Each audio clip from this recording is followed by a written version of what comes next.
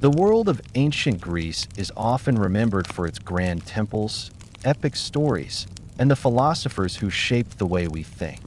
But behind the marble columns and myths of gods, there was another story, the quiet, daily rhythm of how people lived, how they cared for their bodies, and what hygiene meant in a world without soap as we know it, without modern plumbing, and without the comforts of hot running water in Greek cities.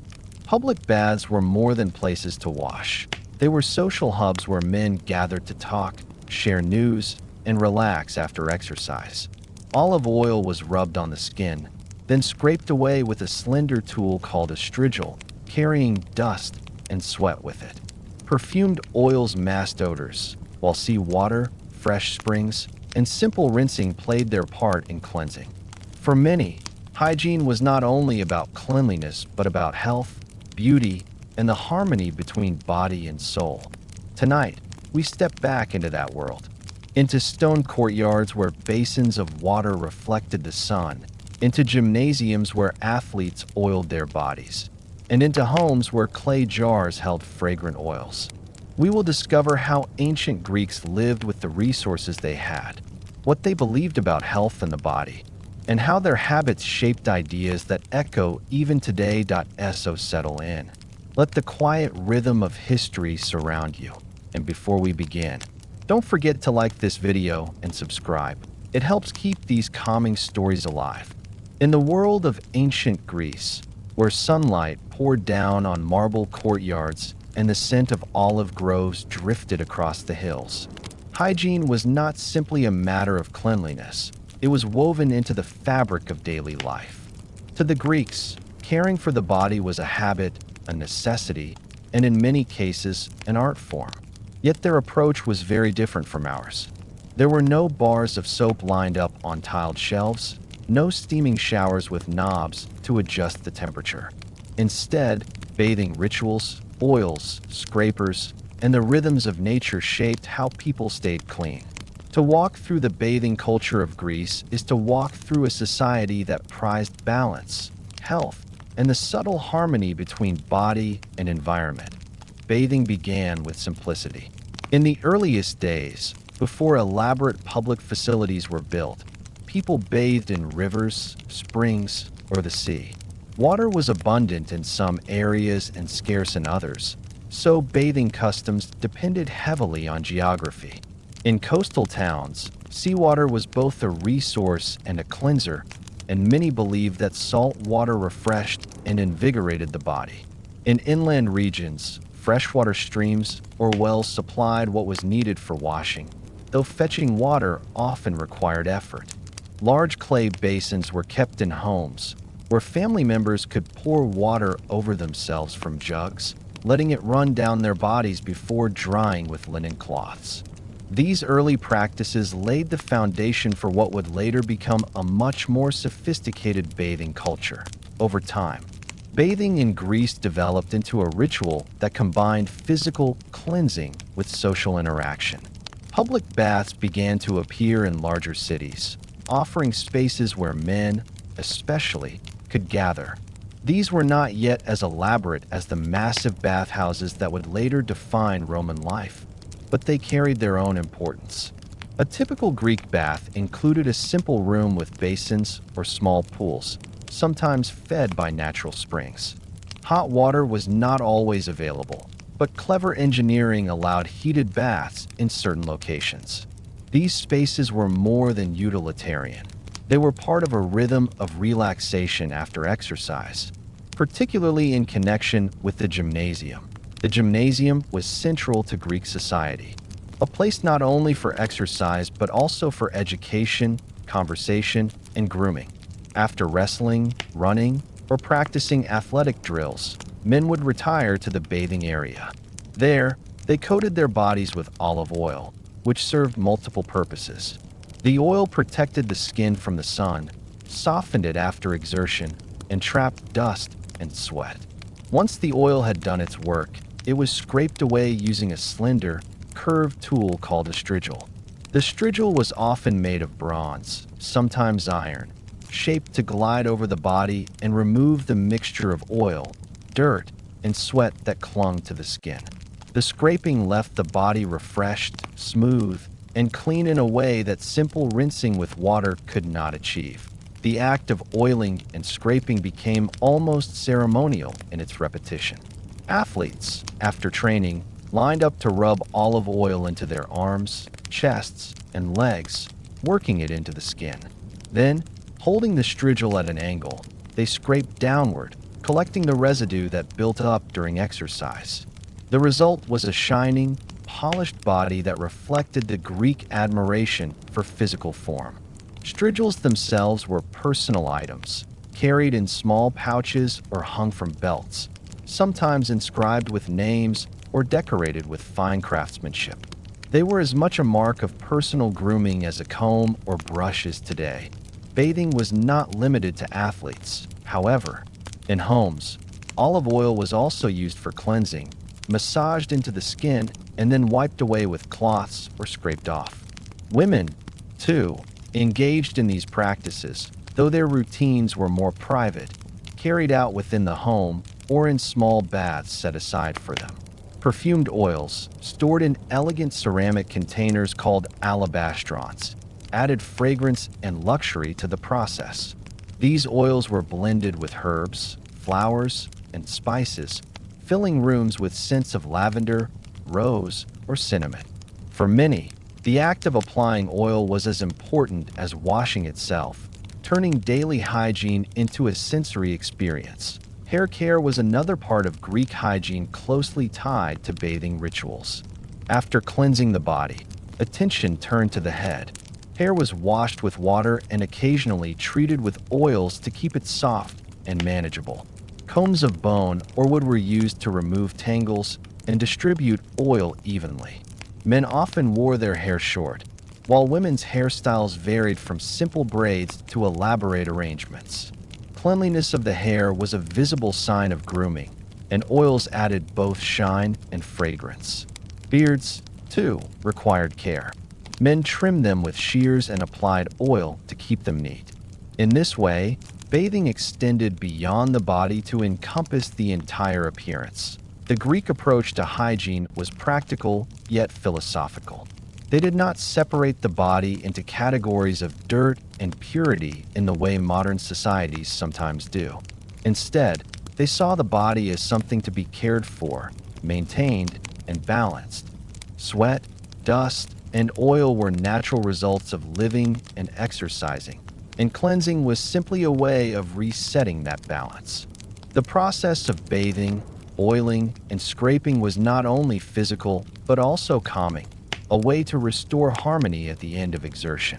This outlook helps explain why bathing was tied so closely to exercise, conversation, and even relaxation. In larger cities, communal baths also played a role in social life. Friends met in these spaces, discussed news, and shared moments of ease after the strain of the day. Though modest compared to Roman baths, Greek facilities still carried the atmosphere of gathering and connection. Hot and cold water baths, sometimes arranged in sequence, offered contrast and refreshment. Stone benches lined the walls, and mosaics decorated the floors in wealthier establishments. The sound of water pouring into basins, the scrape of strigils, and the murmur of conversation filled the air. Hygiene was never just about the body. It was about belonging to a community. For the poor, hygiene was simpler, often limited to rinsing with water at wells, streams, or in communal basins set in neighborhoods. Olive oil, though widespread, could be expensive, so not every family used it regularly for cleansing. Instead, they relied on water, cloths, and occasionally sand or ash to scrub away dirt. These methods were less luxurious but still effective, showing the adaptability of Greek practices to different circumstances. What mattered was the act of cleansing, however modest, for it restored freshness in a world where heat, dust, and labor were constant companions. Archaeological evidence tells us much about these routines. Excavations have uncovered strigils of bronze, sometimes buried with their owners as treasured possessions. Oil flasks, jars, and alabastrons appear frequently in graves and households, their residues revealing traces of herbs and perfumes. Public bath remains show basins and drainage systems, testifying to the scale of facilities in certain cities. Together, these artifacts paint a vivid picture of hygiene as a tangible, everyday reality in ancient Greece. The rituals of bathing and scraping also influenced how Greeks thought about health. Exercise, cleansing, and diet formed a triad of care that defined well-being. The gymnasium embodied this integration, where physical training was followed by bathing, conversation, and often a meal. Health was not seen as the absence of illness, but as the balance of body and habits, maintained through daily practices. In this sense, hygiene was part of a larger philosophy of living, not just a reaction to dirt, but a proactive pursuit of harmony that by the time the Roman world rose to dominance. The Greeks had already established traditions of bathing and hygiene that would be absorbed, adapted, and expanded into the grand bathhouses of the empire. The strigil, the oil flask, the small communal baths, all became part of a cultural inheritance that stretched far beyond Greece's borders. Yet the Greek way retained its distinct flavor, modest, practical, and focused on the balance of body and community. To picture a Greek bathing ritual is to picture sunlight filtering into a courtyard, a man or woman dipping a jug into cool water, the glint of a bronze strigil scraping down an arm, and the scent of olive oil filling the air. It is a quiet, rhythmic scene, repeated day after day, year after year, across the cities and villages of Greece. Simple yet profound, it reminds us that even in ancient times, people sought freshness, comfort, and care in the routines of hygiene. In the warm air of ancient Greece, where the sea breeze carried salt across coastal towns and the dust of roads clung to skin and clothing, grooming was as essential as bathing. Cleanliness did not stop at scraping away sweat and dust with the strigil. It extended into the rituals of perfumed oils, the careful tending of hair, and the subtle art of presenting oneself in public. Grooming was never purely about vanity. It was about health, freshness, and the quiet discipline of self-care.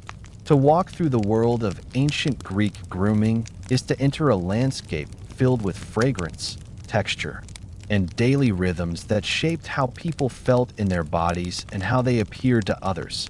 Perfumed oils were at the heart of these routines. Olive oil, so abundant in the Mediterranean, served as the base for nearly every cleansing and grooming practice. It was more than food. It was the universal substance of Greek life, pressed from the fruit of trees that stood across the hills and valleys. Mixed with herbs, flowers, and spices, olive oil became something more, a fragrant elixir that nourished the skin, softened the hair, and masked the odors of labor and heat. People stored these oils in vessels that were as beautiful as the liquids they contained, slim alabastrons, decorated with painted figures, small arabaloi, globular flasks carried on strings, and larger amphorae for bulk storage.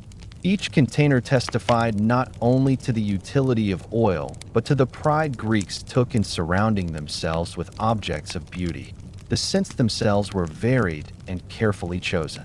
Rose oil, pressed from petals, carried a sweet and gentle fragrance. Lavender brought calm freshness, while sage, thyme, and rosemary offered sharper, more invigorating notes. Exotic ingredients entered Greece through trade. Cinnamon, myrrh, and frankincense traveled from distant lands, adding richness to local recipes. These perfumes were not worn in overwhelming amounts. Instead, they were subtle, rubbed into the skin after bathing, dabbed onto hair, or applied to clothes to carry a gentle aroma. In a society that valued moderation, the art of fragrance was one of balance, enough to refresh, never so much as to overwhelm. Applying oil was a daily practice that carried both practical and aesthetic value. After exercise or work, oil was rubbed into the skin to restore suppleness. The body, often exposed to sun, wind, and dust, needed care to remain healthy. Oil protected against dryness, eased minor irritations, and gave the skin a slight sheen that Greeks associated with vitality. The act itself could be soothing, like a massage, easing tension from muscles while nourishing the body. It was not uncommon for oils to be applied by others, attendants in wealthy households, companions in the gymnasium, or family members at home, turning grooming into a social or intimate act as well as a personal one. Hair care, 2. Occupied an important place in Greek routines. Both men and women considered hair a reflection of health and personality, something to be maintained with attention. Combs of bone, ivory, or wood were used to untangle strands, distribute oil, and shape styles. Men often wore their hair short in practical fashion, particularly in military or athletic contexts, though in earlier periods longer hair was common and associated with status. Women's hair, by contrast, offered more variation. It could be worn loose at home, braided into simple plaits, or arranged in elaborate styles with ribbons, pins, and bands. Cleanliness of hair was emphasized. Rinsing with water and applying oil kept it soft and manageable, while fragrant additions ensured it carried a pleasant scent. Beards and facial hair reflected another layer of grooming. Beards were associated with maturity and dignity, and most men maintained them carefully. They trimmed regularly with shears or razors, keeping lines neat, and softened coarse hair with oil. The act of grooming a beard was more than maintenance. It carried symbolic meaning, signaling adulthood, wisdom, or social identity. At times, fashion shifted toward clean-shaven faces, particularly under the influence of leaders who favored the look. Whatever the style, attention to grooming the face was an expectation, not an option. For those who wished to appear respectable in society, grooming extended beyond skin and hair to include nails, teeth, and overall presentation. Nails were clipped and cleaned with small tools, their care seen as part of general neatness. Teeth were rubbed with cloths, rinsed with water, or cleaned using mixtures of ash and herbs. Though their methods lacked modern precision, Greeks understood the value of maintaining a fresh mouth and healthy appearance. Clothing, too, was part of the grooming process. Freshly laundered linen, scented lightly with oil or herbs, complemented the work of bathing and grooming, completing the impression of a well-kept individual. The importance of grooming was felt across social classes, though practices varied with wealth. The rich had access to finer oils, rarer perfumes, and skilled attendants who assisted in daily rituals. They might own multiple alabastrons, each filled with a different scent, displayed on shelves in their homes. The poor, while lacking such luxuries, still valued cleanliness and grooming, making use of simpler oils, combs, and cloths. Water, ash, and modest amounts of oil served their needs, ensuring that even those with limited resources could maintain basic standards of care. The differences lay in refinement, not in the underlying importance of the routines. Social spaces reinforced these habits. In gymnasiums and baths, grooming became a collective activity. Men gathered not only to exercise but to cleanse and prepare themselves afterward, oiling their skin and combing their hair in shared spaces. Conversations flowed as hands smoothed oil over arms, as strigils scraped away dust, as fragrances filled the air. Grooming was never only about the individual. It was about community, appearance, and the shared acknowledgement that how one cared for the body reflected not only on oneself, but on the society as a whole. The artistry of grooming is visible in the artifacts that survive. Pottery paintings depict figures holding alabastrons, applying oil, or tending to their hair. Sculptures show hairstyles with intricate detail, preserving the fashions of the day in marble and bronze. Actual grooming tools, combs, razors, strigils, lie in museums, their worn edges telling of daily use. These objects speak of continuity, The repetition of countless mornings and evenings in which Greeks cared for themselves with diligence. The philosophy behind grooming was one of moderation and harmony. It was not about excess or ostentation, but about maintaining balance. Just as the Greeks valued proportion in art and architecture, they valued it in personal care. A well-groomed individual was not overly adorned, but neatly maintained, showing discipline and respect for both self and others.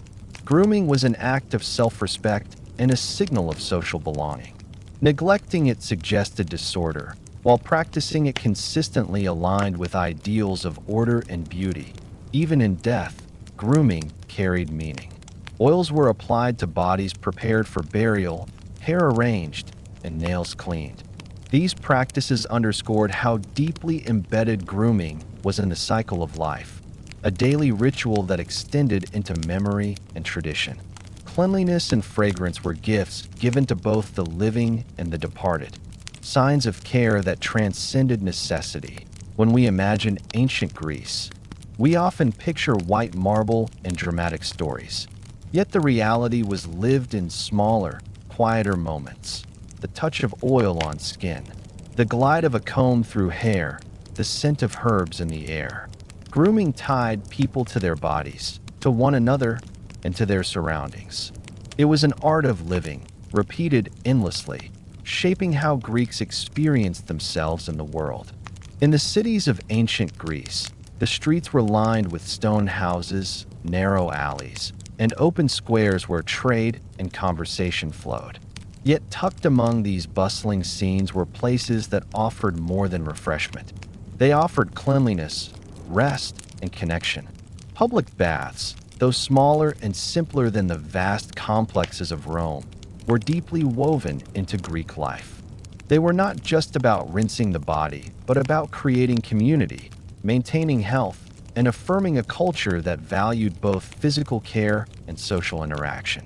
To enter one of these baths was to enter a space where water, architecture, and conversation came together in a rhythm that shaped the daily experience of cleanliness. The earliest Greek baths were modest structures, often located near gymnasiums or athletic fields. Their purpose was practical. Athletes who wrestled in sand, ran on dusty tracks, or lifted heavy weights needed to cleanse themselves afterward. The connection between exercise and bathing was fundamental. Greeks believed that the body should not only be trained, but also maintained, that sweat and dust should be balanced by water and oil. A typical facility included shallow basins of cold water, sometimes fed by springs or aqueducts. Later, more elaborate designs included hot rooms with heated water, demonstrating how quickly the culture of bathing developed in sophistication. Inside, the atmosphere was shaped by sound and movement. The splash of water echoed against stone walls, strigils scraped along skin, and voices carried in low conversation. Bathers poured jugs of water over themselves, stood in pools to rinse, or sat on benches while attendants rubbed them with oil. Unlike the solitary bathing of private homes, these spaces created an environment of shared routine. Men cleansed together, talking about politics, philosophy, or local news, their conversations as much a part of the ritual as the washing itself. The public bath was thus a place where body and mind were refreshed at once. Cleanliness in these baths was not achieved through soap, but through oil and water. After exercising in the gymnasium, men coated their bodies with olive oil, often scented with herbs or flowers. In the bath, they used the strigil to scrape it away, along with dust and sweat. Water rinsed off the rest, leaving the skin refreshed. The combination of oiling, scraping, and rinsing gave the Greeks a distinctive method of cleansing that, though unfamiliar to us, was highly effective in their environment. The smell of perfumed oils lingered in the air, mingling with the cool freshness of water, creating an atmosphere that was both practical and sensory. The design of these spaces reflected their cultural importance. Floors were paved with stone, sometimes decorated with simple mosaics. Walls were lined with benches for resting, and pools were arranged for ease of access. In some places, heating systems allowed warm baths, though such features were not as widespread as they later became under Roman influence. The simplicity of Greek baths suited their purpose. They were functional, accessible, and designed to encourage regular use. Archaeological remains of such baths, found in cities like Athens, Corinth, and Olympia, reveal their modest scale but enduring role in daily life. For many Greeks, the public bath was more than hygiene. It was a form of civic life. To bathe was to join one's peers, to take part in a shared activity that reinforced belonging. Just as the marketplace was a center for trade, the gymnasium for exercise, and the theater for stories, the bath was a center for refreshment and ease. It was where neighbors met, where acquaintances deepened into friendships, and where the bonds of community were strengthened through ordinary routines. Not everyone had equal access to these facilities. In many places, public baths were primarily used by men, especially athletes and citizens of higher status.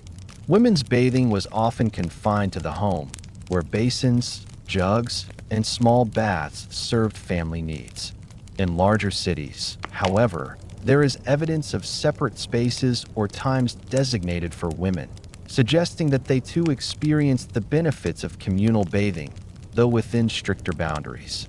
Children, depending on family status, might accompany parents, learning the rituals of grooming and cleansing from an early age. The role of attendants added another dimension to the culture of bathing.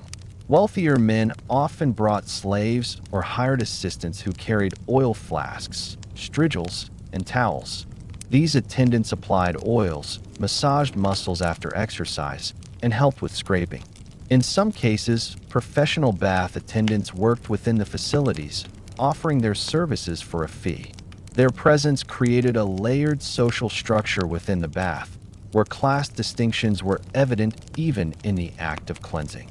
Yet despite these differences, the shared environment blurred lines, placing citizens together in the same water, the same space, performing the same routines. Beyond the physical, bathing carried a symbolic weight. Cleanliness was associated with freshness, vitality, and readiness for participation in civic life. A man who exercised and bathed regularly appeared not only healthier, but also more disciplined, more in harmony with the ideals of balance and order. Neglecting such routines suggested disorder, weakness, or disregard for the values of the community. In this way, hygiene extended beyond the private sphere.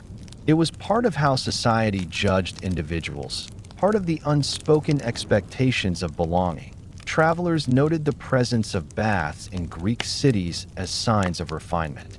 Visiting dignitaries and merchants used these spaces, finding not only refreshment but also opportunities for networking and exchange. The bath became a neutral ground, where conversation could flow more freely than in formal settings.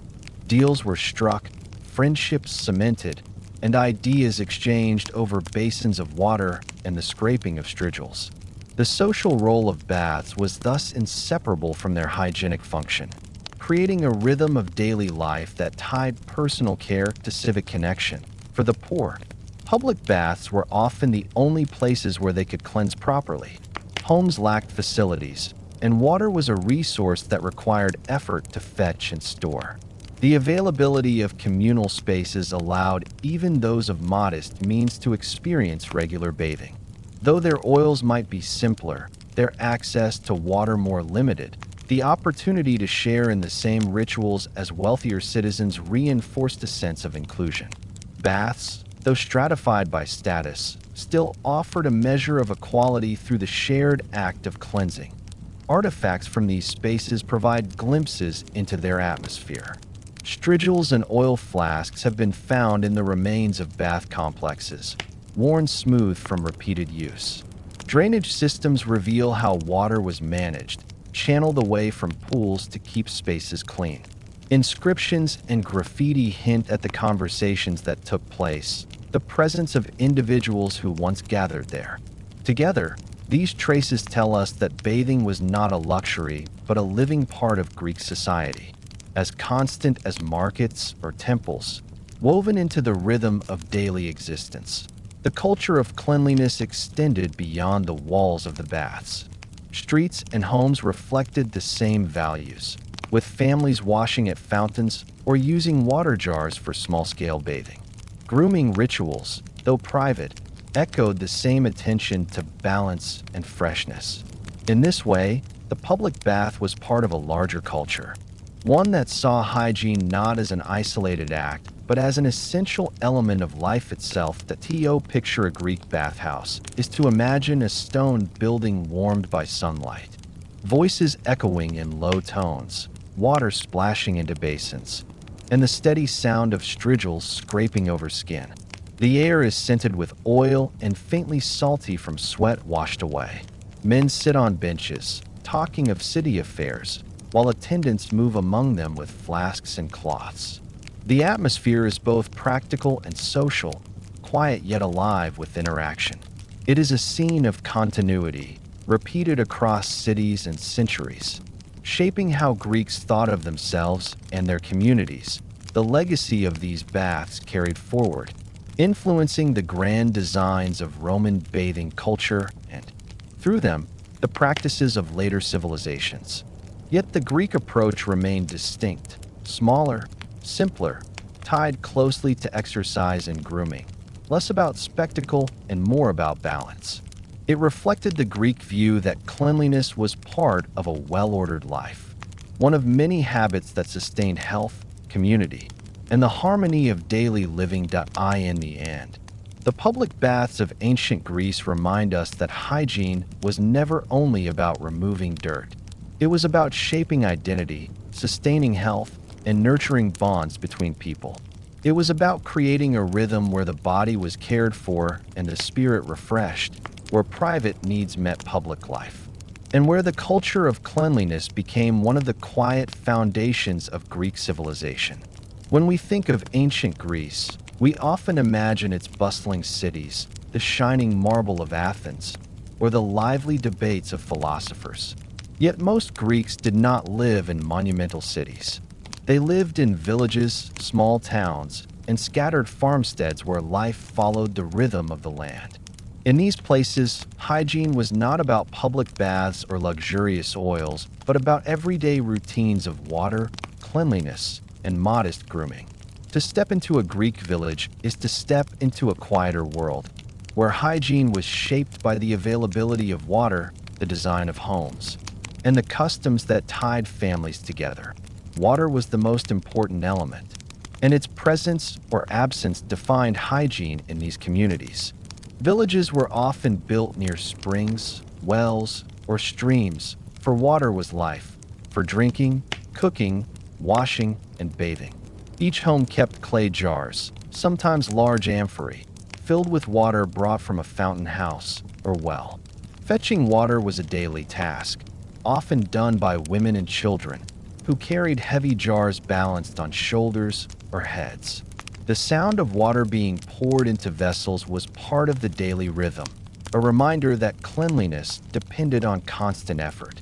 In towns with communal fountains, people gathered not only to fill jars, but also to exchange news, creating small social rituals around water. Bathing in villages was simple and practical. Few homes had elaborate facilities, but most had basins or large tubs where water could be poured for washing. A bather might stand in a clay tub while another family member poured water over them with a jug, the cool liquid flowing down the body before being caught in shallow drains or splashed onto packed earth floors. Warm baths required heating water in bronze or clay pots over a fire, then carrying it into the bathing area. In summer, washing could take place outdoors, in courtyards where the sun offered both light and warmth. In winter, families relied on hearths to heat rooms before bathing, making the experience more comfortable but never luxurious. Olive oil, though precious, was still widely used even in villages. Families pressed oil from local groves, and while most of it was reserved for food or lamps, a portion was set aside for grooming. After a day in fields or workshops, villagers rubbed oil onto skin, both to soothe dryness and to lift dirt.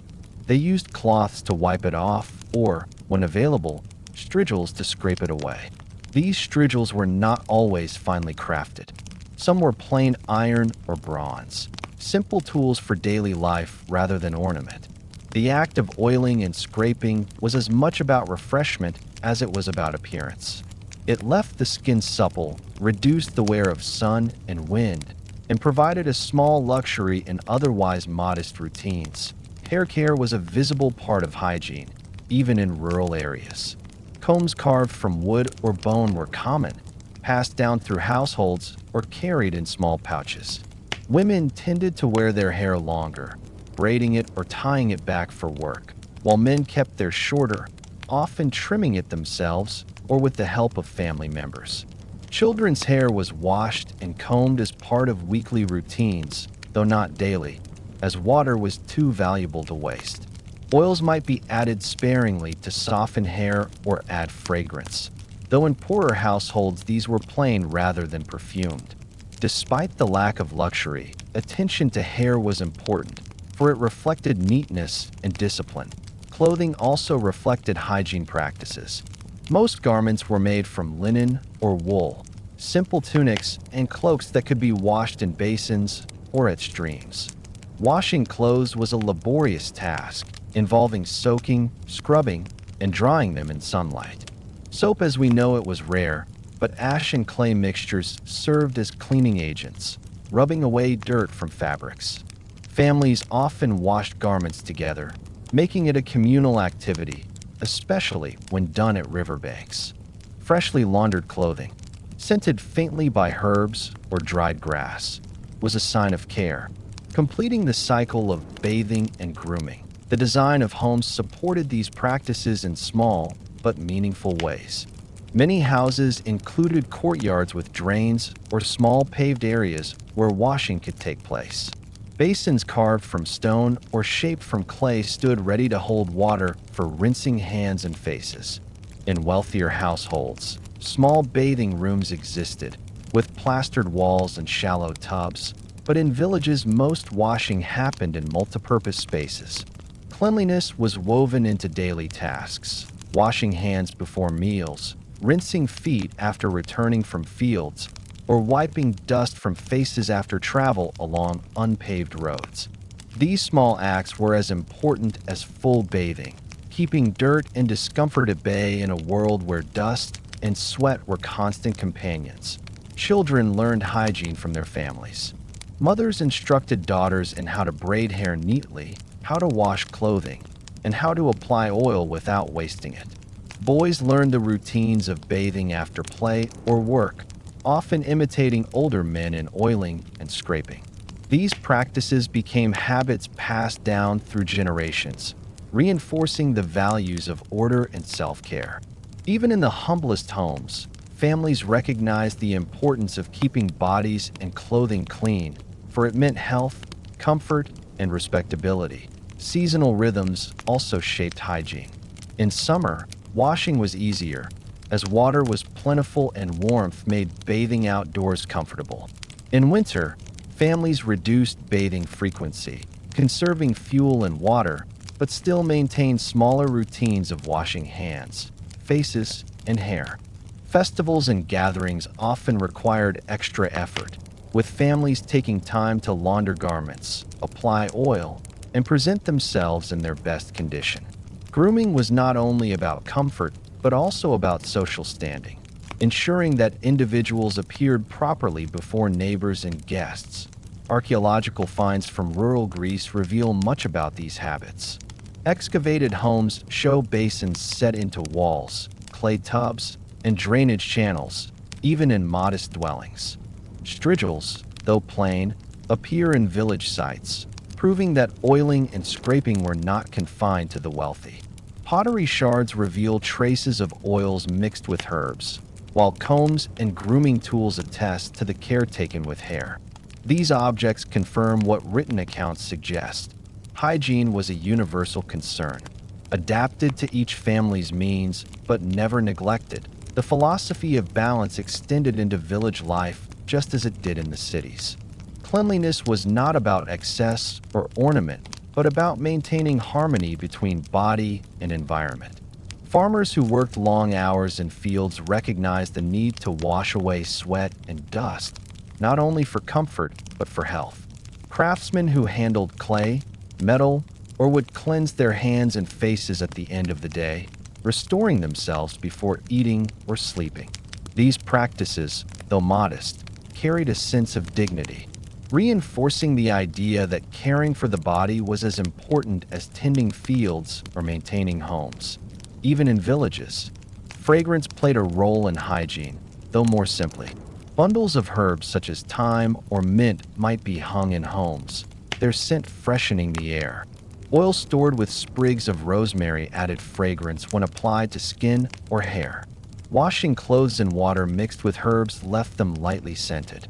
These touches, though small, made the routines of hygiene more pleasant, turning necessity into comfort. In the end, everyday hygiene in Greek homes and villages was about rhythm and resourcefulness. It was about fetching water, heating it over fires, pouring it into basins, rubbing oil onto skin, and scraping it away with simple tools.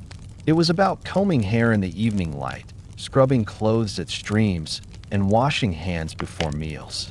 These were not acts of luxury, but of daily discipline, carried out by all, regardless of wealth.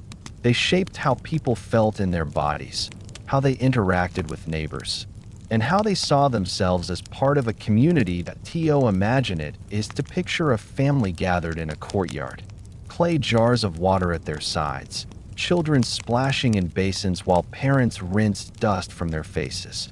It is to hear the scrape of a comb through hair, the trickle of water over stone, the murmur of voices at the fountain house. These are the quiet sounds of hygiene in ancient Greece, modest yet enduring, reminders that even in the simplest villages, care for the body was a constant part of life. When we think of hygiene in ancient Greece, it is easy to picture bathing in courtyards, scraping oil with strigils, or applying fragrant perfumes. Yet another part of staying clean was just as important: clothing. Clothes were more than coverings for the body. They were daily companions that absorbed sweat, dust, and smoke from hearth fires. In a world where summers were hot, roads were unpaved, and households worked with their hands, garments required constant attention. Cleanliness was not only about washing the skin, but also about keeping fabric fresh, laundered, and comfortable to wear. In homes, villages, and towns, the art of laundering clothes became one of the quiet foundations of Greek hygiene. Greek clothing was simple in design, but deeply practical. The most common garment was the chiton, a tunic made of linen or wool. It was essentially a rectangle of fabric, pinned or sewn at the shoulders and belted at the waist. Over this, men might wear a himation, a heavier cloak draped around the body, while women often added longer overgarments or shawls. Children wore smaller versions of the same basic styles. Because these clothes were made of natural fibers, they were breathable but also prone to absorbing dirt, odors, and oils from the skin. Regular washing was necessary, not only for comfort but also for social respectability. Laundry was a labor-intensive process.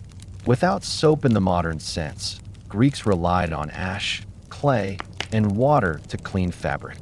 Ashes from hearth fires, when mixed with water, created a mild alkaline solution that helped break down oils and stains.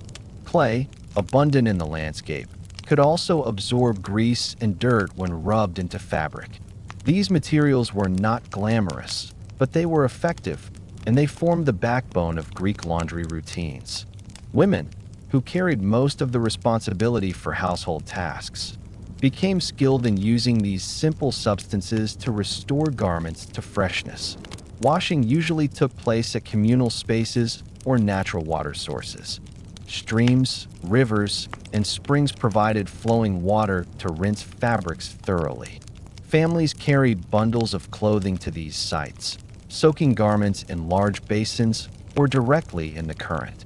The sound of clothes being beaten against rocks or scrubbed by hand filled the air, mingling with conversation among neighbors who turned laundry into a social activity.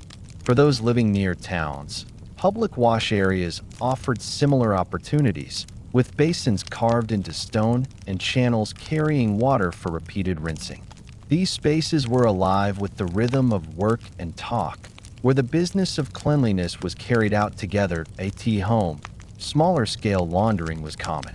Courtyards provided space to soak and scrub clothes in ceramic tubs.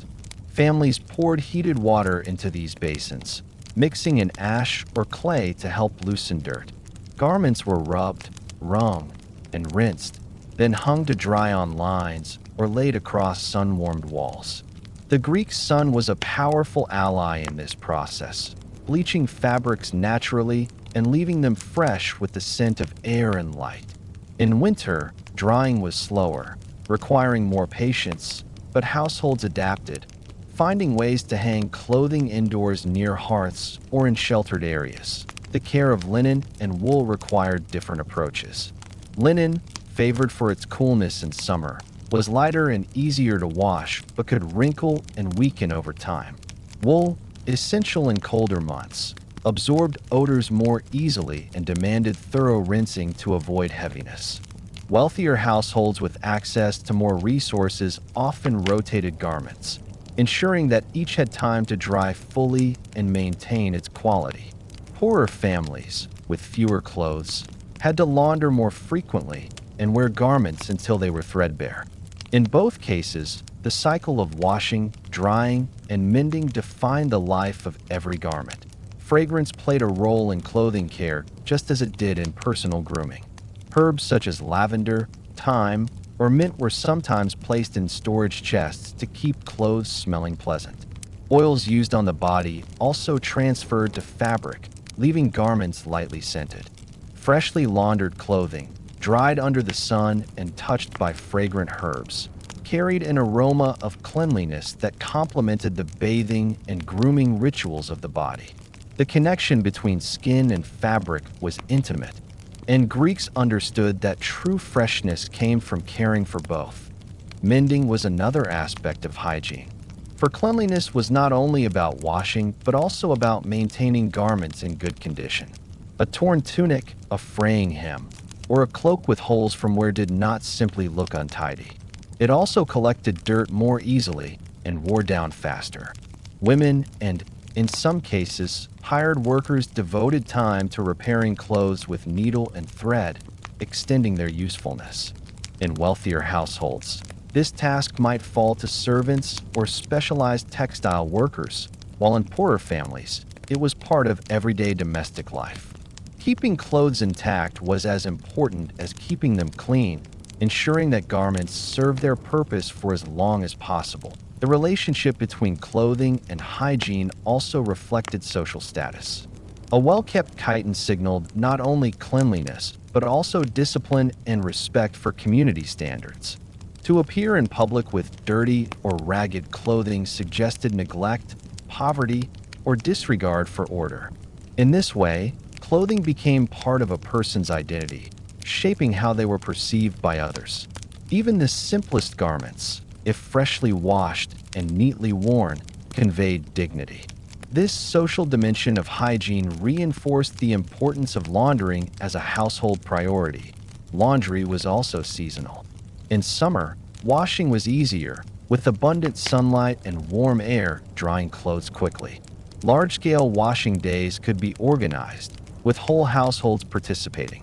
In winter, however, laundering was more challenging. Water was colder, drying slower, and fuel for heating water more precious. Families adapted by spacing out major washes, focusing instead on smaller, more regular rinses of essential garments. Seasonal cycles thus shaped the rhythm of hygiene, binding it to the natural world as much as to human effort. Archaeological evidence offers glimpses into these practices. Basins and tubs discovered in domestic spaces show how homes accommodated washing.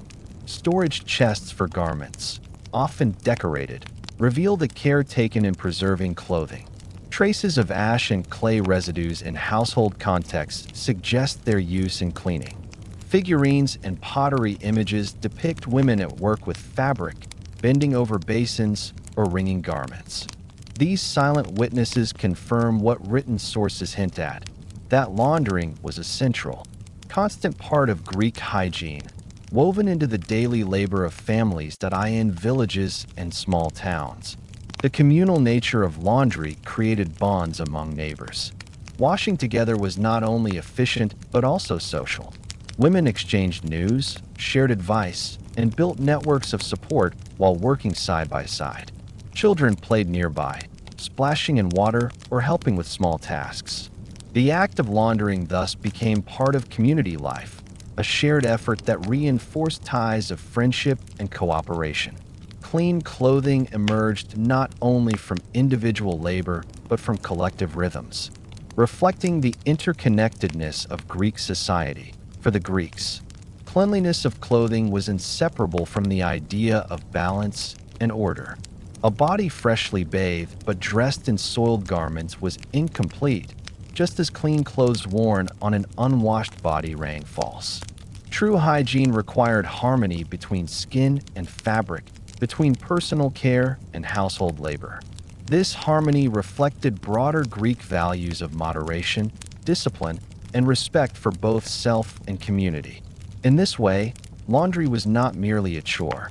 It was an art of freshness, a quiet but powerful element of daily life that imagine it is to picture women gathered at a stream, garments spread across rocks, their hands busy with cloth while voices rise in steady conversation. It is to see a courtyard where linen tunics sway in the breeze, drying under a bright sun. It is to step into a home where the scent of herbs lingers in a wooden chest filled with neatly folded clothes. These are the unseen details of Greek hygiene, modest, repetitive, and essential, shaping not only how people looked but how they lived. In the warm, sunlit world of ancient Greece, water was both the simplest and the most essential element of daily hygiene. It was not taken for granted, as it flowed neither endlessly nor effortlessly. Unlike in the modern world, where clean water runs with the turn of a handle, every drop in Greece had to be carried, drawn, and carefully managed. The daily pursuit of cleanliness was bound to the rhythms of water, its sources, its storage, and its use. To understand how Greeks stayed fresh and maintained hygiene is to understand their relationship with wells, fountains, and the effort of fetching and handling water. Villages and towns across Greece were built with water in mind. Settlements often grew near natural springs or rivers, places where the flow of water could sustain crops, animals, and people. In more urban centers, fountains and wells became the lifelines of entire neighborhoods. Carved from stone, decorated with simple columns or reliefs, these fountain houses were not merely functional. They were gathering points where people met daily. Women and children walked with clay jars balanced on heads or cradled in arms, queuing in the early morning or evening to fill their vessels. The creak of rope pulling buckets from wells, the splash of water into amphorae, and the murmur of conversation created the soundtrack of daily life.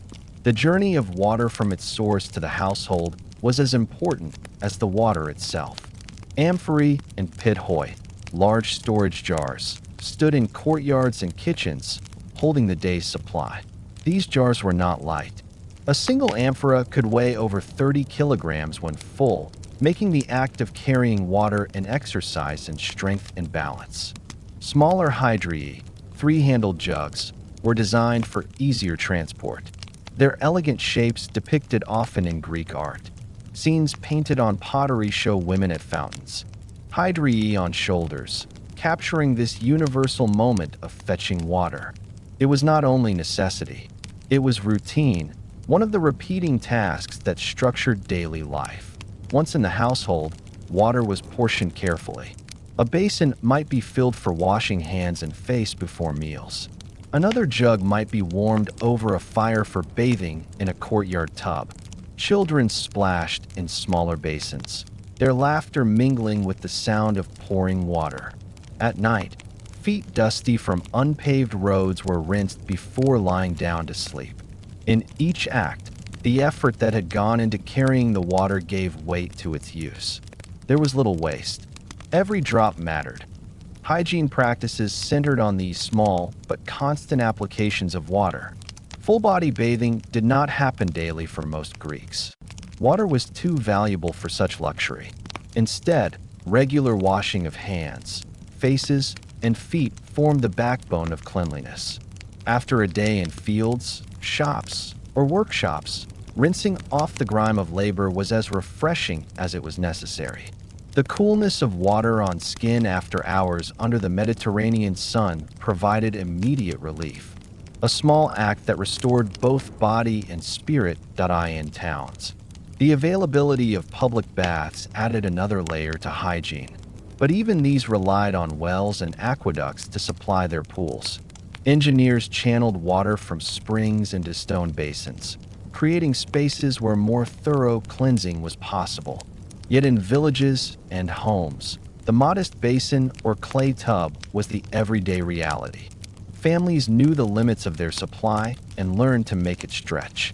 Rinsing could be done with just a jug poured slowly, each trickle measured and valued. The importance of water extended to clothing and household items as well. Laundry required larger quantities, and families often scheduled washing days around the availability of water. At communal streams or wash areas, garments were soaked, scrubbed, and beaten against rocks to release dirt. The sound of fabric snapping under skilled hands was part of the rhythm of Greek hygiene, carried out with patience and shared labor. These tasks, like bathing, reinforced the idea that water was not passive but active. It demanded work to fetch, to heat, to carry, and to use well. Archaeological traces show how central water was to Greek daily life.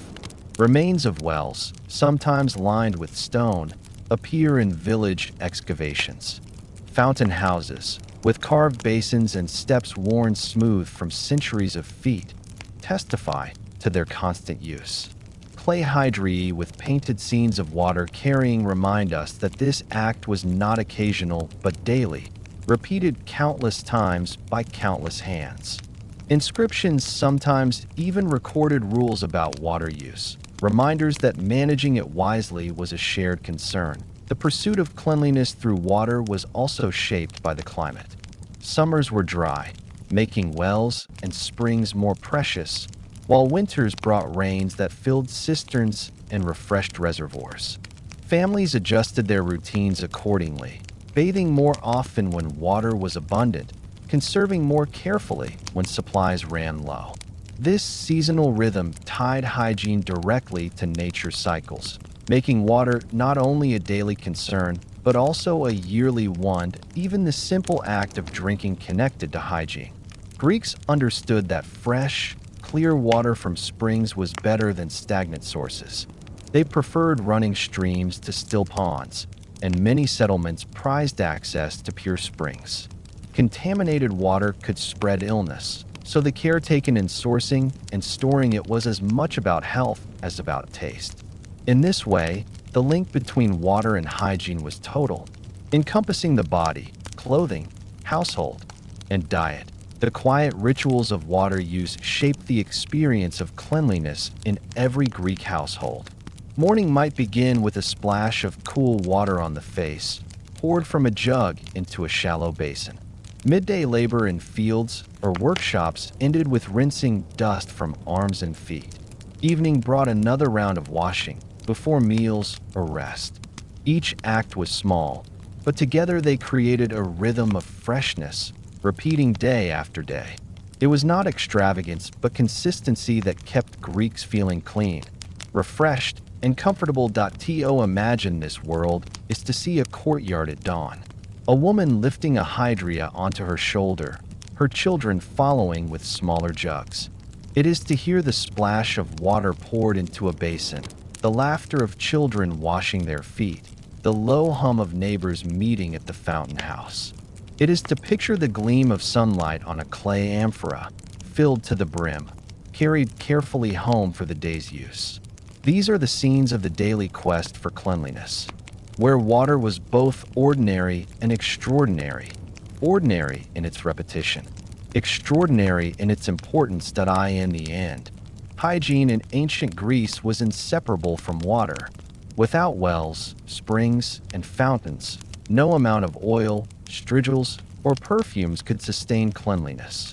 It was the foundation upon which all other practices rested, the invisible element that tied together health, comfort, and community. The quest for water was the quest for freshness, carried out in small acts that defined the rhythm of Greek life.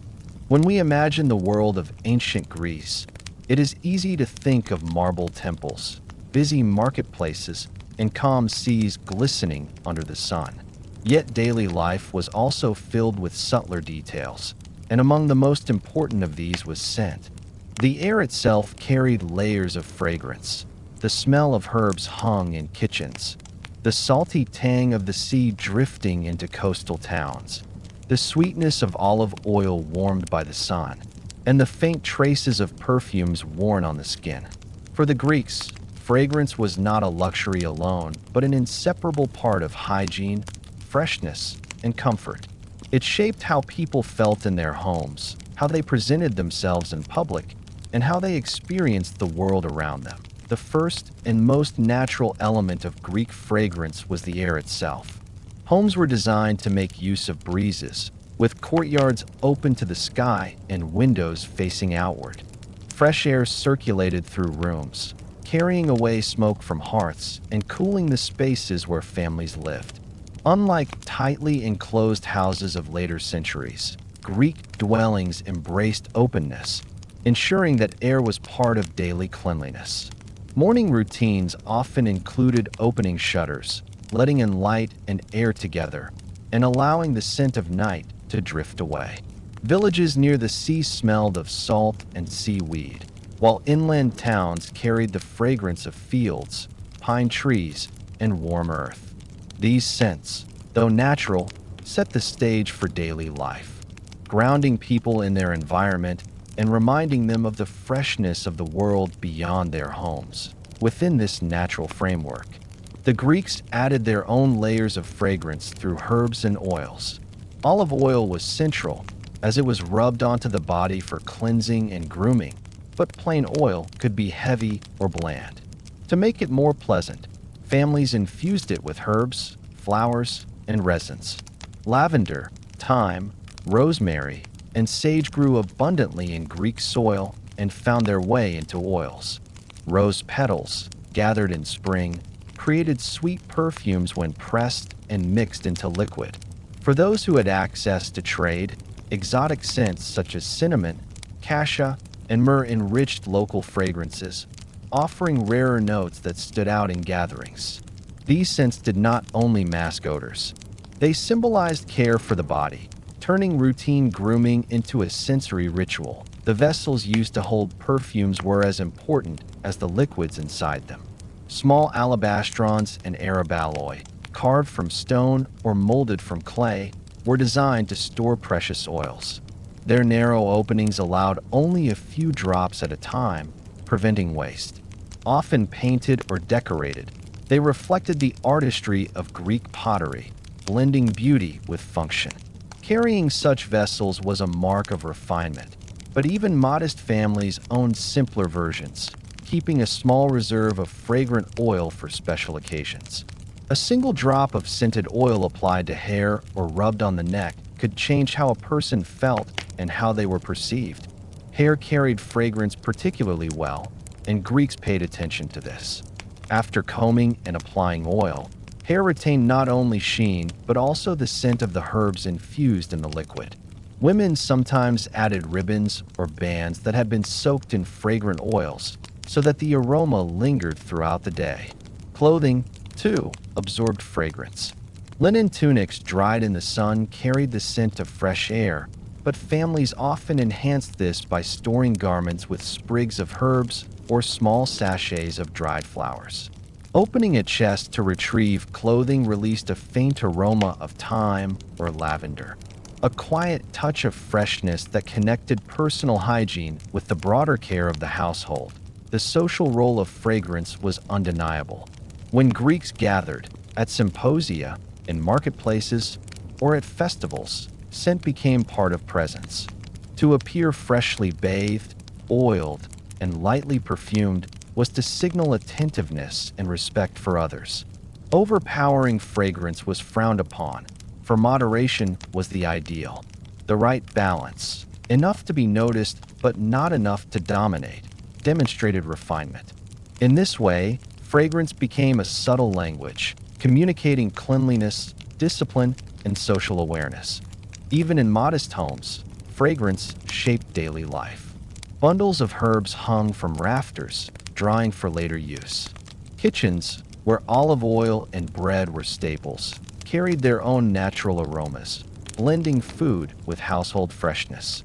Hearth smoke mixed with these scents, and while it could cling to clothes, families countered it with oils, herbs, and fresh air. In this balance of natural and crafted aromas, Greek homes found their rhythm of cleanliness and comfort. The role of fragrance extended beyond the body and the home to public spaces. Gymnasiums and baths, where oiling and cleansing took place, were filled with the aroma of olive oil and herbs.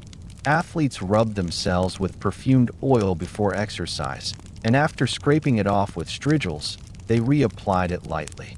The result was a communal scent, familiar and recognizable, a blend of sweat, oil, and fragrance that defined these spaces. Marketplaces, too, were saturated with scents. Fresh fish, olives, herbs, and flowers mingled in the air, reminding visitors of the intimate connection between daily life, food, and hygiene. Archaeological finds give us evidence of this fragrant culture. Fragments of alabastrons have been uncovered in graves and homes alike, some still carrying traces of oil absorbed into the clay. Inscriptions describe the value of perfumes and their role in trade, while pottery images show figures holding small flasks or applying oil to their bodies. These reminders confirm that fragrance was not an occasional indulgence, but a constant, woven into the texture of Greek life. The psychological effect of fragrance also mattered. Greeks believed that pleasant scents refreshed the spirit and restored energy. A home filled with the aroma of herbs was considered inviting. A person who smelled of fresh oil was more approachable, and clothing scented with natural freshness was a source of pride. In daily life, these small details lifted the mood, creating comfort even in simple households. The discipline of maintaining fragrance was thus more than hygiene. It was a way of shaping the experience of life itself. To picture the world of ancient Greece through its scents is to imagine a morning courtyard where freshly drawn water cools clay basins. Sprigs of rosemary hang drying by the hearth, and a woman rubs oil scented with thyme into her hair.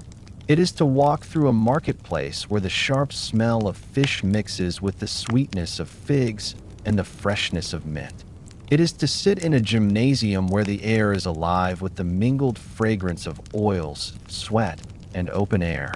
These are not grand images of marble and heroes, but quiet realities of fragrance, fresh air, and daily cleanliness. Ultimately, the Greeks understood that hygiene was not only about removing dirt, but about adding freshness. It was about shaping the air they breathed, the scents they carried, and the atmosphere they created around themselves. Fragrance, in oils, herbs, and simple fresh air, completed the cycle of hygiene. It gave depth to the feeling of being clean, turning practical routines into experiences of comfort and renewal. It was one of the silent, enduring arts of daily life, carried out with the same care as bathing, grooming, and laundering. In the homes of ancient Greece, cleanliness was not an abstract idea, but a physical reality shaped by the tools and objects families used every single day. While we often focus on the rituals of bathing, oiling, or grooming, the story of hygiene also lives in the basins, strigils, jars, and combs that made these routines possible. Each of these items, whether humble or finely decorated, was part of the material culture of cleanliness, tangible artifacts that turned the desire for freshness into daily practice. They remind us that hygiene was not just a matter of intention, but of tools crafted, carried, and used over and over again across generations. The basin, or laterian, stood at the heart of household hygiene. Made from clay, stone, or bronze, these shallow vessels held water for washing hands, faces, or feet. Some were simple, plain clay bowls used in modest homes. Others were elaborately carved or decorated, placed in courtyards or near entrances as a sign of household care. In many families, a guest arriving from dusty roads was greeted not only with words, but with water poured into a basin, their hands rinsed and dried with a cloth. The basin, therefore, was both practical and symbolic. It represented welcome, order, and the refreshing touch of cleanliness that marked the threshold between outside and inside. Storage vessels formed another essential part of this material culture. Large pit hoy, heavy jars often set into the ground, stored reserves of water drawn from wells or fountains. Amphorae, with their narrow necks and pointed bases, transported water over distances, carried home on shoulders or carts. Smaller hydrae, with 3 handles, were designed for easier lifting and pouring. Their shapes were not accidental. They reflected centuries of refinement in balancing weight, volume, and utility. The very act of handling these vessels required strength and skill, as a full hydria could weigh more than 20 kilograms. Painted scenes on pottery frequently depict women at fountains holding hydrae, capturing the universality of this daily task. These vessels made possible the cycle of washing and bathing, bringing water into homes where it was portioned out into basins for use. The strigil, a small curved tool of bronze or iron, was equally vital. Used to scrape oil, sweat, and dust from the skin, it was as much a symbol of Greek hygiene as the basin. Athletes carried them into gymnasiums, while families kept them in homes for daily grooming. Some strigils were plain, with simple curves designed only for function. Others bore delicate engravings or handles shaped into decorative forms, objects of pride as well as utility.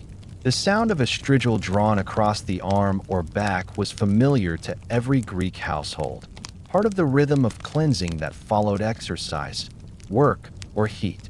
Archaeological discoveries of strigils in both urban and rural sites confirm their ubiquity, testifying to their role in the lived experience of hygiene. Combs and grooming tools added another layer to this material culture. Made from bone, ivory, or wood, combs were essential for detangling hair, distributing oil, and maintaining neatness. Their teeth varied in width, some designed for fine grooming, others for thicker hair. Found in graves, homes, and even marketplaces, combs speak to the universality of hair care as part of cleanliness. Alongside combs, small razors and scissors existed, though used sparingly, as shaving was not always fashionable. Tweezers, too, have been uncovered in archaeological sites, suggesting attention to details of appearance, even in modest households. Together, these tools reveal how the Greeks linked hygiene not only to washing, but also to maintaining order in every aspect of the body, towels and cloths. Though rarely surviving in the archaeological record, must also have been constant companions in Greek hygiene. Made of linen or wool, they served to dry skin after rinsing, to wipe away oil, or to wrap hair after bathing. Descriptions from later sources hint at their use, and their absence from physical evidence is explained by the perishability of fabric. Yet their importance cannot be overstated. No cleansing ritual was complete without drying, and the texture of fresh linen against skin offered comfort as well as function. Perfume containers, or alabastrons, deserve mention as well. These slim, elegant vessels stored scented oils, their narrow necks designed to release only a few drops at a time. Crafted from clay, glass or alabaster. They were as beautiful as they were practical. Some were painted with scenes of daily life, while others were left plain, their smooth surfaces pleasing to hold. The alabastron, often found in both domestic and burial contexts, symbolized the importance of fragrance in completing the cycle of hygiene. A drop of oil from such a vessel transformed the experience of grooming, adding not only cleanliness but also freshness and identity. Even the spaces where these tools were stored tell us about their place in Greek life. Small chests, shelves, or niches in walls held grooming sets, with strigils, combs, and oil flasks placed side by side. Families took care in arranging these items, for they were used daily and represented the household's commitment to order. In wealthier homes, these objects might be displayed with pride, their decoration signaling refinement. In humbler homes, they were plainer but no less important, part of the shared rhythm of cleanliness that united all Greeks. The archaeological record supports this picture of a material culture devoted to hygiene. Excavations of homes have uncovered basins with wear marks from constant use, hydri with traces of water deposits inside, and strigils worn smooth by repeated scraping. These silent objects speak across centuries, reminding us that cleanliness was not abstract but tangible, carried out with tools that shaped the experience of the body every day. Museums today preserve these artifacts, their presence a direct link to the countless hands that once held them in daily routines of care. The social significance of these tools was also profound. A strigil, though practical, was also a mark of participation in Greek culture. To own one was to belong to a world that valued exercise, grooming, and moderation. A well-crafted hydria signaled not only functionality, but also a family's ability to invest in durable, even beautiful, vessels. A finely made alabastron might serve as a gift, connecting hygiene with social bonds. Thus, the objects of cleanliness carried meanings beyond their immediate use, shaping identity and community. To picture a Greek household through its tools is to imagine a courtyard where a large basin sits in sunlight, filled with cool water. A child fetches a comb from a wooden chest, while a mother pours oil from an alabastron into her hand. A father returns from work, scraping dust from his arms with a strigil before rinsing in the basin. Towels hang drying nearby, ready for reuse. Hydri stand against a wall, filled from the fountain house earlier in the day, their clay surfaces darkened by dampness. These are the quiet details of cleanliness, lived not in grand gestures, but in repeated acts supported by simple, enduring tools that in the end. The material culture of hygiene in ancient Greece reveals the balance between necessity and care, between utility and beauty. The basin, the strigil, the hydria, the comb, each served a purpose. Each made the pursuit of cleanliness possible. Together, they formed a world where hygiene was not only about ideals, but about practice, carried out with objects that have survived to tell their story.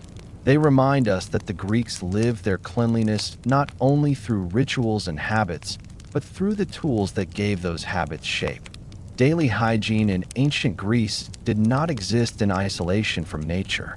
It was deeply connected to the seasons, to the dry winds of summer and the rains of winter, to the shifting cycles of warmth and cold. In a land of mountains, coastlines, and olive groves, where summers could be scorching and winters damp and chilly, cleanliness had to adapt constantly. The routines of bathing, laundering, and grooming followed not only personal habits, but also the rhythm of the year itself.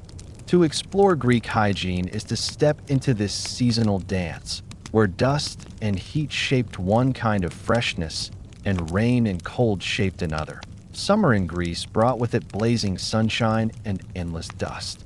Roads were unpaved, fields were dry, and every breeze carried fine grains of earth that settled on skin, hair, and clothing. The need for washing increased, not because water was abundant, but because bodies grew uncomfortable under the constant film of dust. Families adjusted by rinsing more frequently, often in simple ways, splashing hands and faces with cool water several times a day, rinsing feet before entering homes, and pouring water from jugs over arms to remove sweat and dirt. Full baths remained occasional, for water had to be fetched and stored carefully, but the smaller acts of cleanliness grew more frequent. The sound of splashing basins and dripping jugs became part of the daily soundtrack of summer life. Olive oil and strigils became especially important in the summer months. After long hours of labor or exercise, rubbing oil onto the body and scraping it away removed layers of dust that clung tightly to the skin.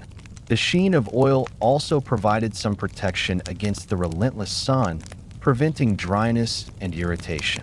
Scented oils infused with herbs like thyme or lavender offered not only relief, but also a pleasant aroma that countered the odors of sweat.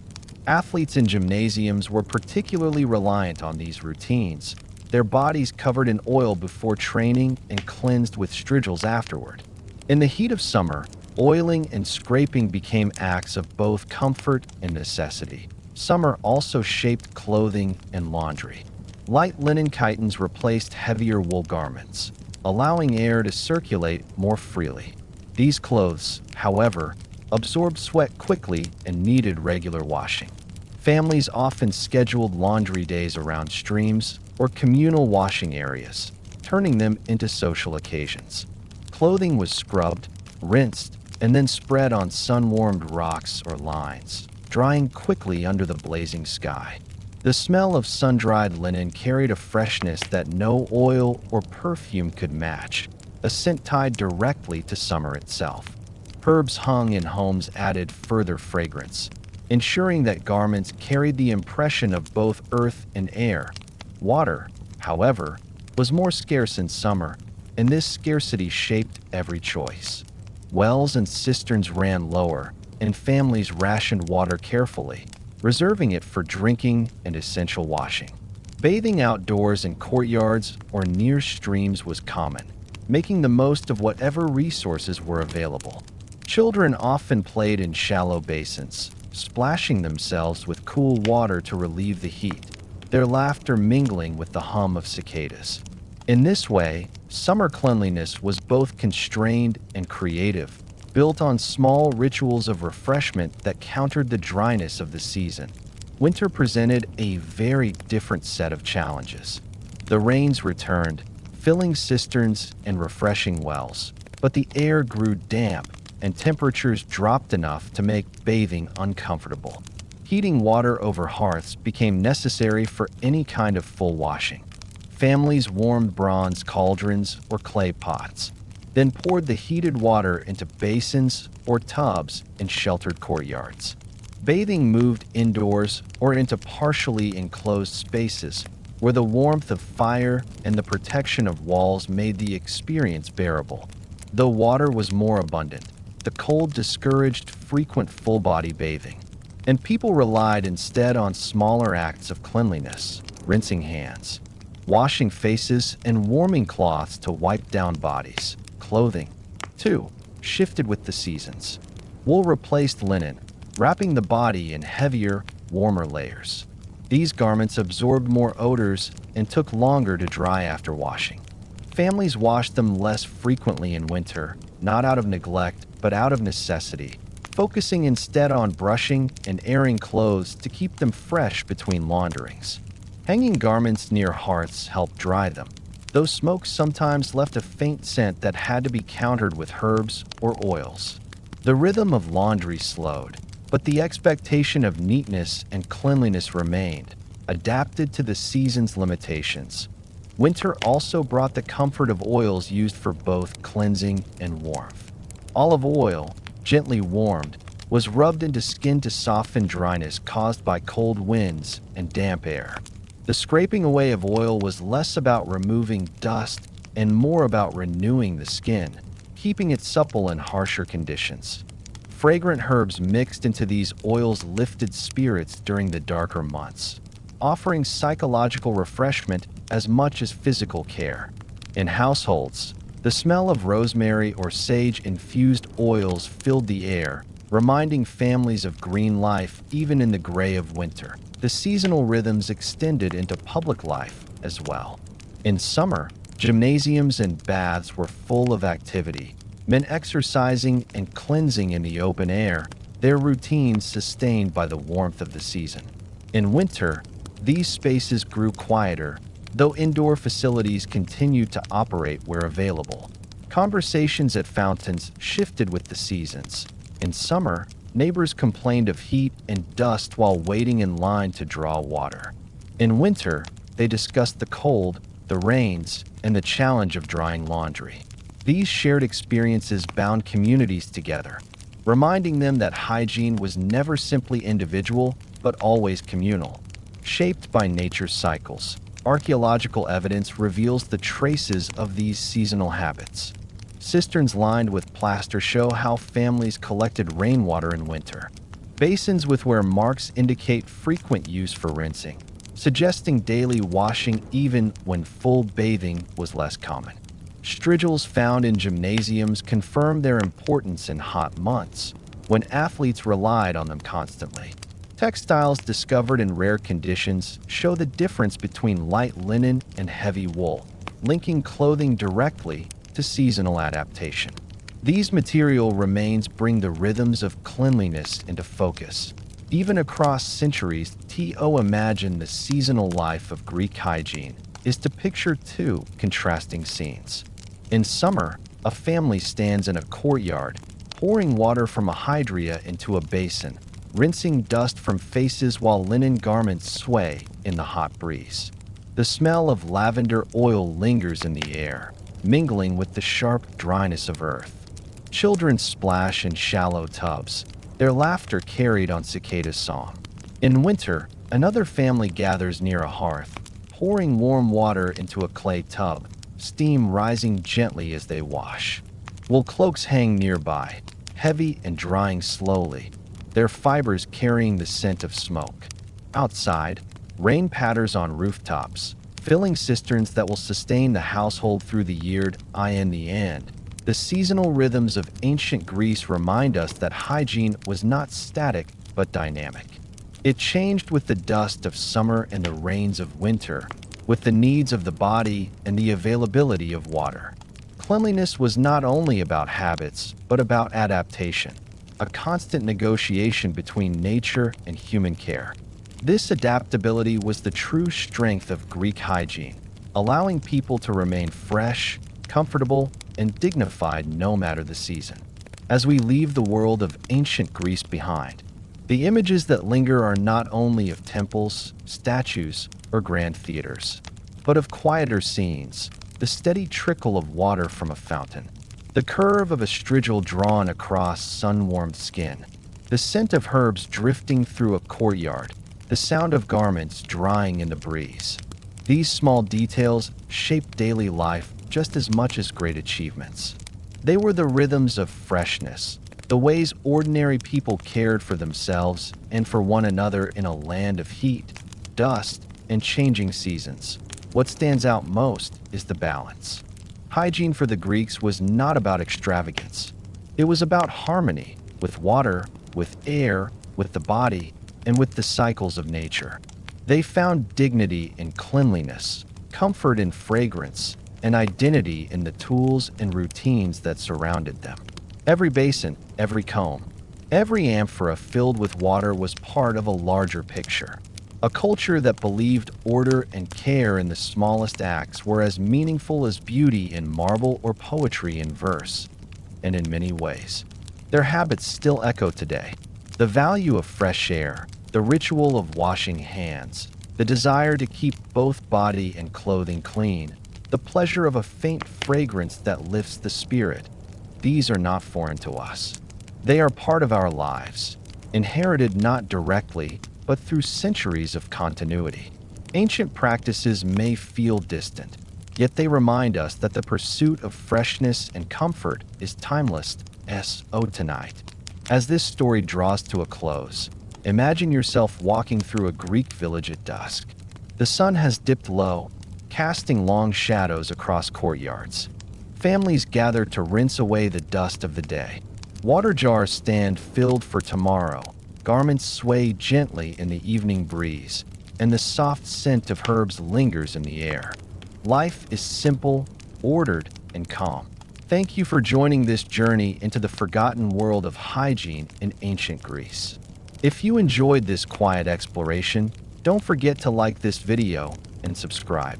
It helps keep these calming histories alive, bringing more stories of the past to your evenings. Now rest easy.